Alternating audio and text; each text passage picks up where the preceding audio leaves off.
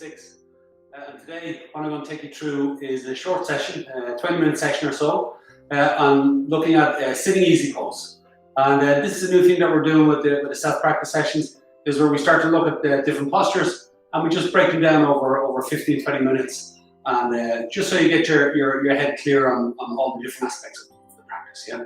So sitting easy pose is the first thing we're going to do. Again, you may sit like this at the start of your class in the centering, and you may sit like this again at the end of your class in meditation and breathing. And we're just going to look at how to sit right to give yourself the best stability. You want good stability on the floor, good support. How to then get that active mobility up through your body, so you get to sit in the full length of your body, and that you have your flexibility, which essentially means your body is open. Okay, so we'll break it down and we'll have a look at it. Yeah. So first thing to do is you may need a couple of cushions or a block. Okay, and the reason being, if the hips are a little bit tight, is when we give ourselves a little bit of height, is that little bit of height takes the pressure off the hips, allows the pelvis to be stable. Okay, so give yourself any support that you need. And if you're going to be sitting for 10, 15, 20 minutes, is if you know that you're going to get a sore knee, or back's going to get a little bit tired, is give yourself the support before you sit in the practice, so that you're ready for it when it happens. It stops you having to interfere with your practice and go get a cushion or something. So always give yourself the support that you know you're going to need. Okay. So one of the things I like to do is I like to sit on a cushion. I like that extra little bit of height. I'm going to sit slightly to the edge of the cushion. So this is what I'm going to do. Underneath, and that extra little bit of height is, I like the support. Now what I'm doing is that I've folded up the cushion like this, and I'm sitting to the edge of the cushion, so that my sit bones, my two sit bones are sitting to the edge of it a little bit, and then I can feel the front of my sit bones press down through the cushion. Now you'll notice that gives me a little bit of height, makes my hips just a little bit more relaxed. Okay. So again, some people can use a block. It depending on your hips. If you feel like your hips, if you're up like this, is you generally need more height. Is as you get a little bit more height, you notice your hips relaxing, well, that's a good sign. So that's a general idea. Yeah. Okay. Now if your hips are really, really tight, and I said this, if your hips are really, really tight and sitting on the floor is not the most comfortable thing, is again, sit in a small chair. There's no problem to sit on something that allows you to sit straight. It's more important that you can actually sit straight and be free in your spine than to be sitting on the floor and all bunched up. Okay, so the object of the exercise is maybe you want to breathe or you want to meditate, is you want to be able to do that with a certain amount of ease in your body. It's sitting there all comfortable and bunched up, it's not going to work. Your discomfort is just going to take over. Unless your meditation is the focus on your discomfort, then you're in a great position. But generally, you want to allow your body to be at ease so that you can focus on the more subtle experiences going on. Okay, so I'm on the sit bones. So now let's look at what we're going to do. Let's start off with taking I'll say this to you now, is traditionally you put right over left. Traditionally it's right over left. And for years I did that. Until one time, and I always found this a little bit uncomfortable, one time I put left over right, and I found that I was much more centered and supported when I was left over right with my legs. Okay, so I would suggest try both and see which one works best for you. Yeah.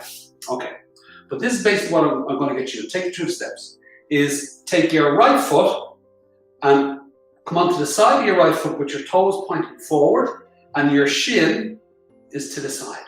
So you're aligned like this. What you want to avoid is tucking your heel in. So don't be pulling the heel in as far as you can. Is the shin nice and straight like that. And then what you're going to do is take your left foot and put it across.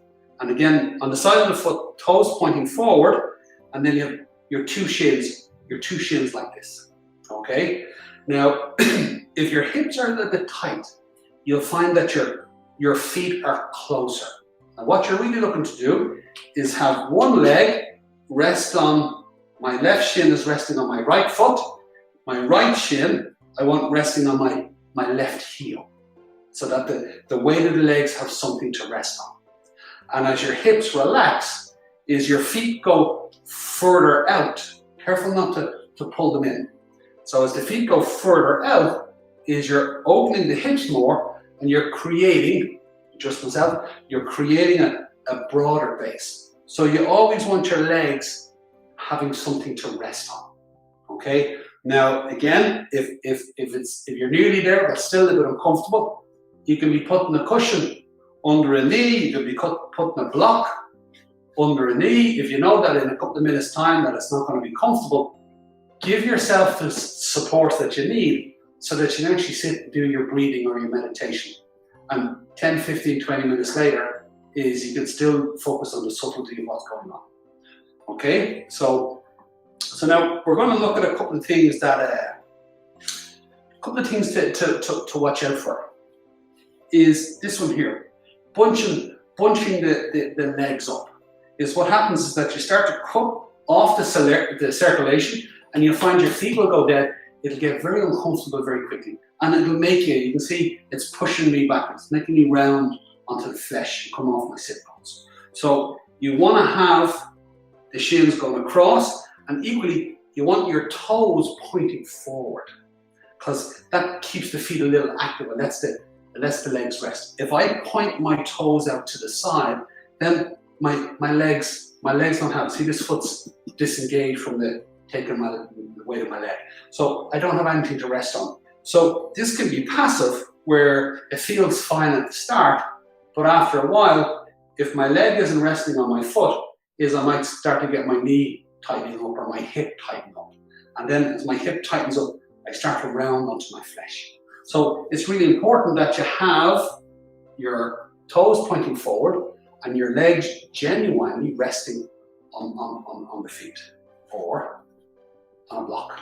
It makes all the difference. Okay, so you're setting up your base. That gives you your stability. So when I press down through my sit bones a little bit, again I can feel that supporting tone and rise come up through my body. Okay, now I'm going to turn to the side. So I'm going to show you a few things then to the side. Yeah. So when I sit to the side, again, just so you see. So I'm sitting nice and straight.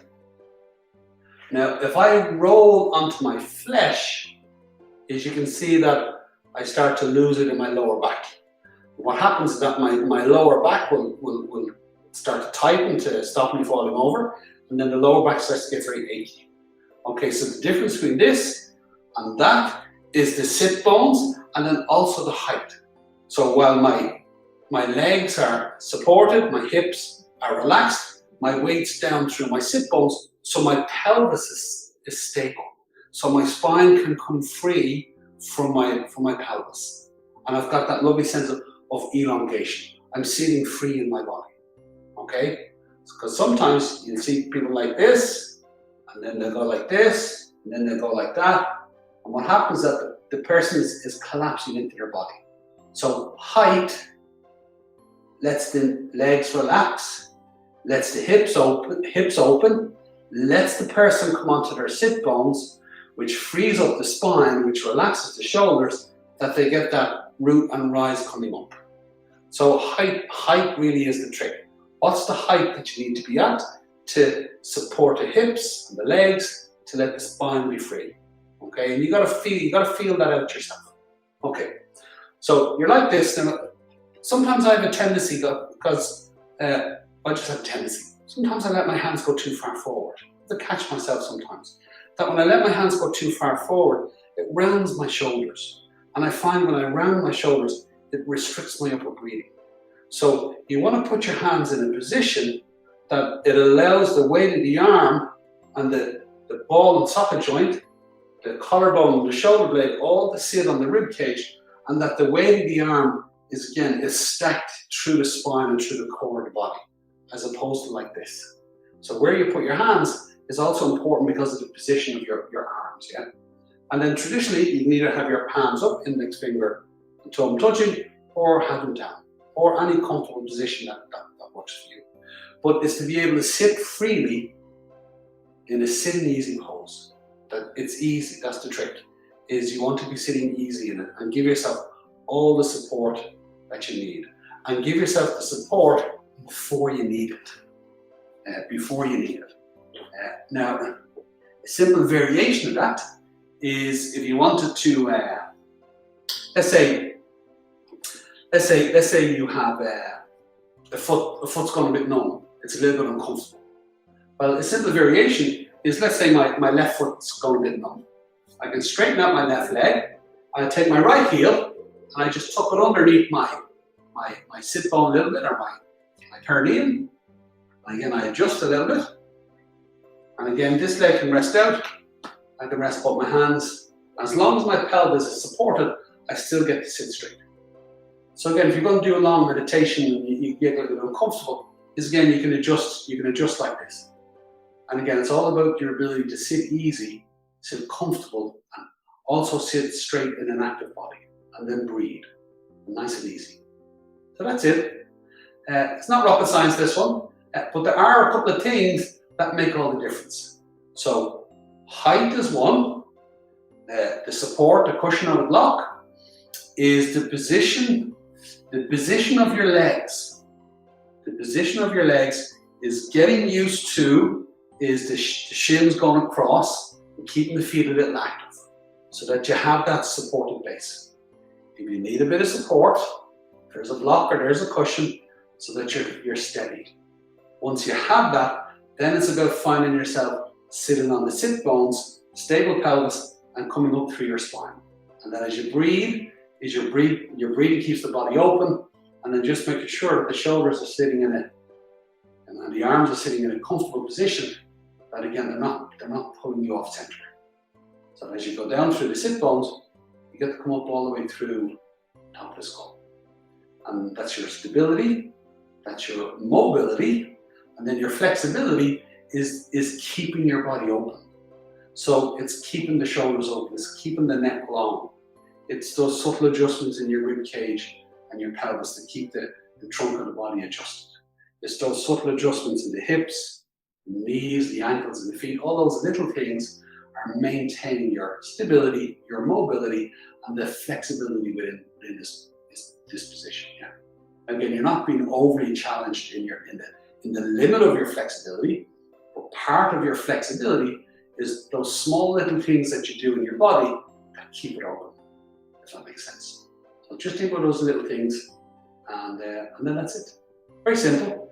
Is go through it. I would suggest go through it a couple of times and check each step that you've got it, and that if you feel like you're still not comfortable, is you got to do it again, and then go through the stages and go, what am I missing here? One of the height is generally, if your hips are a little bit tight, height is the trick.